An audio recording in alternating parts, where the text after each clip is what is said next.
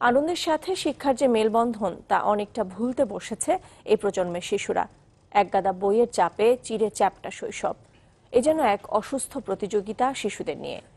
আর মা বাবার আকাশচুম্বী প্রত্যাশার চাপ সামলাতে না পেরে অনেক শিক্ষার্থীর জীবনের চাকা ঘুরতে শুরু করেছে উল্টো পথে। হতাশায় কেউ বা আবার বেছে নেয় আত্মহত্যার পথ। শিক্ষকরা বলছেন, কোনো কিছুই সন্তানের উপর চাপিয়ে দেওয়া উচিত নয়। জিনিয়া কবি সূচনার প্রতিবেদন।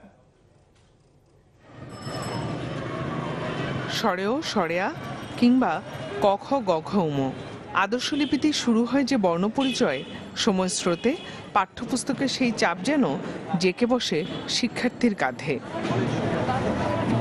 এ যেন ঠাকুমার ঝোলা নয়, বরং নিজের ইচ্ছে অনিচ্ছের বিপরীতে বাবা মায়ের বেঁধে দেয়া একটি বৃত্তবন্দী জীবন, যেখানে সমাজ কিংবা কাছের মানুষের প্রত্যাশাও কাজ করে বাড়তি চাপ হিসেবে।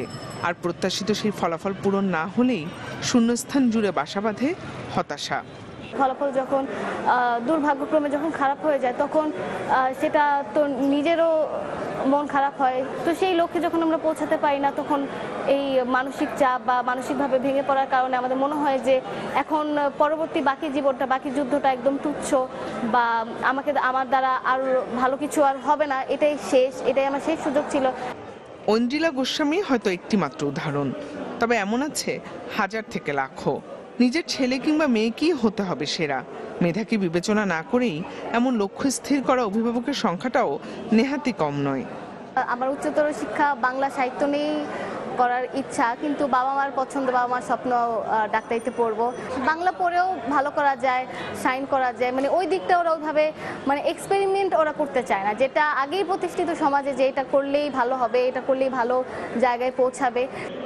এই শিক্ষকের মত কোনো কিছু চাপিয়ে নয়, বরং প্রত্যেক অভিভাবকেরই উচিত নিজেদের ইচ্ছের পাশাপাশি সন্তানের ইচ্ছেটাকেও প্রাধান্য দেয়া। ভালো ফলাফলই জীবনের একমাত্র লক্ষ্য নয়। পৃথিবীর যারা বড় বড় মানুষ আছেন, মহৎ মানুষ আছেন, তারা কিন্তু A+ পায়নি। একদম A+ পেয়ে সে যে ডাক্তার ইঞ্জিনিয়ার হতেই হবে, আমার মনে হয় এখান থেকে আসলে আমাদের বেরিয়ে আসা উচিত। শিক্ষার্থীদের পাশে বন্ধু হয়ে থাকা এই শিক্ষক মনে করেন, প্রত্যেক বাবা মাই আদতে ভালো চায় সন্তানের, তবে সেই ভালোটা যেন না হয়ে ওঠে তার মেধার মননকে ছাপিয়ে। আমি যে স্বপ্ন দেখাতে পারি একজন শিক্ষক হিসাবে, সবারই এমন শিক্ষক হওয়া উচিত। সেই কারণে শিক্ষার্থীদেরকে প্রতিদিনই আমরা স্বপ্ন দেখাতে শিখতে হবে, শেখাতে হবে, সাহস দিতে হবে। যে জিনিয়া কবি সূচনা, চ্যানেল 24, ঢাকা।